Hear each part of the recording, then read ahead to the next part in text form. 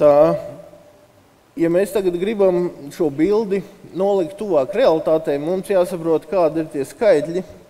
Un tie skaitļi apmēram ir tādi, ka Zviedrijā Laffer līknes maksimums ir apmēram pie nodokļu sloga, vidējās nodokļu likmes 60% apmērā, Amerikā 55%, Eiropā 53% un Latvijā vērtējums ir apmēram 50%.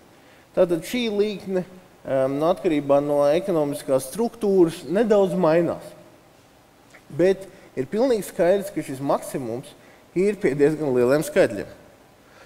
Un tā Latvijas situācija ir, diemžēl, tāda, ka mēs pašlaik atrodamies apmēram punktā C. Un ja mēs sekotu šiem te ieteikumiem samazināt nodokļu likmi, tad, diemžēl, mēs iegūtu nelielu koproduktu pieaugumu, bet ļoti būtisku nodokļu ieņēmumu zudumu, kas īstenībā nozīmē pārvilkt svītru daudziem mūsu programmatiskiem uzstādījumiem. Un tā mēs nonāk pie secinājumiem, ka atsevišķs nodokļu sloga samazinājums pašlaik dos nelielu koproduktu pieaugumu, bet ievērojumu nodokļu ieņēmumu samazinājumu. Un tā rezultātā nevarot izpildīt mūsu programmatiskos uzstādījumus, arī palielinās sociālo nevienlīdzību.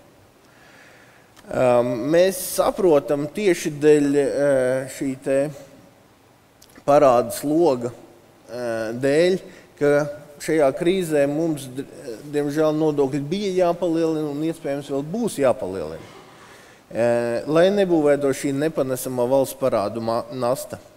Bet skaidrs, ka pašreizajā situācijā, kamēr mēs esam krīzē, mums tas jādara tik mazos apmēros, cik tas ir iespējams. Savukārt, atveseļojoties, mums ir jākļūst par valsts ar mēreni augstu slogu un mums jāstrādā pie tā, lai par šādas politikas advokātiem kļūtu paši iedzīvotāji un inovatīvi uzņēmēji.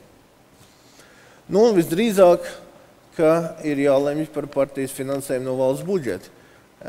Faktiski, es domāju, ka tas ir viens no veidiem, kā atbrīvoties no lielu uzņēmēju zemo nodokļu lobija. Paldies!